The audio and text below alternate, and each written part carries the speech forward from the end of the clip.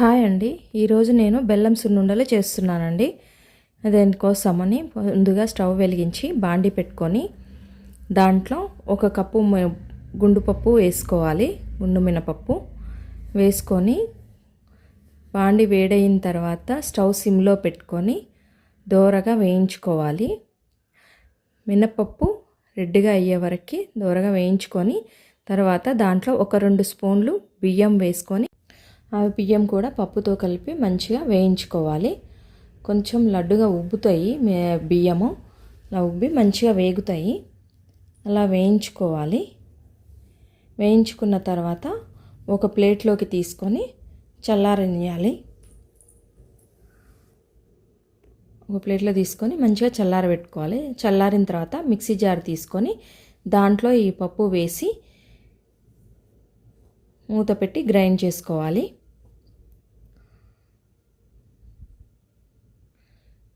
Grind చేసుకోవాలి. మరి మెత్తగా చేసుకోవద్దు, కొద్దిగా బరకగానే చేసుకోవాలి. మెత్తగా చేసుకుంటే తినేటప్పుడు నోటికి చుట్టుపోతుంది. అందుకని కొద్దిగా బరకగానే చేసుకోవాలి. తర్వాత ఇందులో మనం కప్పు మినపప్పు వేసుకున్నాం కదా, దానికి 3/4 కప్పు బెల్లం వేసుకోవాలి. దాంట్లోనే 3/4 కప్పు బెల్లం వేసుకొని మళ్ళీ ఒకసారి మిక్సీ పట్టుకోవాలి. ఆ పిండిలో కలిసిపోయేలాగా మిక్సీ పట్టుకోవాలి. ఇప్పుడు చూడండి, బెల్లం కూడా నా మిక్సీ పిండిలో కలిసిపోయింది. ఇలా కలిసిపోయిన తర్వాత ఇప్పుడు దీన్ని ఒక ప్లేట్లోకి తీసుకోవాలి. ప్లేట్లోకి తీసుకొని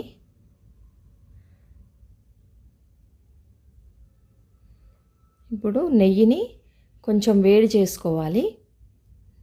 కొద్దిగా నెయ్యి తీసుకొని ఒక చిన్న కప్పు నెయ్యి తీసుకొని దాన్ని కొంచెం వేడి చేసుకొని ఆ వేడి నెయ్యిని దీంట్లో పోసుకోవాలి. వేడిగా ఉన్నప్పుడు పోసుకుంటే ఆ బెల్లం కూడా కరిగి లడ్డూలు మంచిగా వస్తాయి. మంచిగా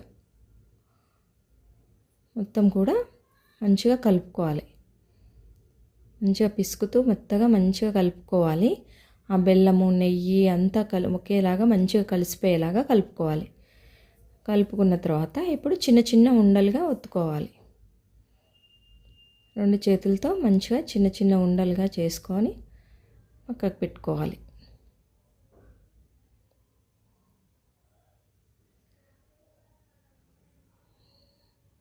పిండి అంతా కూడా చిన్న చిన్న ఉండలుగా చేసుకోవాలి. ఇంతే అండి. హెల్త్కి ఎంతో ఉపయోగపడే చాలా టేస్టీగా ఉండే బెల్లం సున్నుండలు రెడీ అయిపోయాయండి. నా రెసిపీ మీకు నచ్చినట్లయితే మీ ఫ్రెండ్స్ అండ్ ఫ్యామిలీకి షేర్ చేయండి. మరిన్ని రెసిపీస్ కోసం నా ఛానల్ని సబ్స్క్రైబ్ చేసుకోండి. Thank you for watching my channel.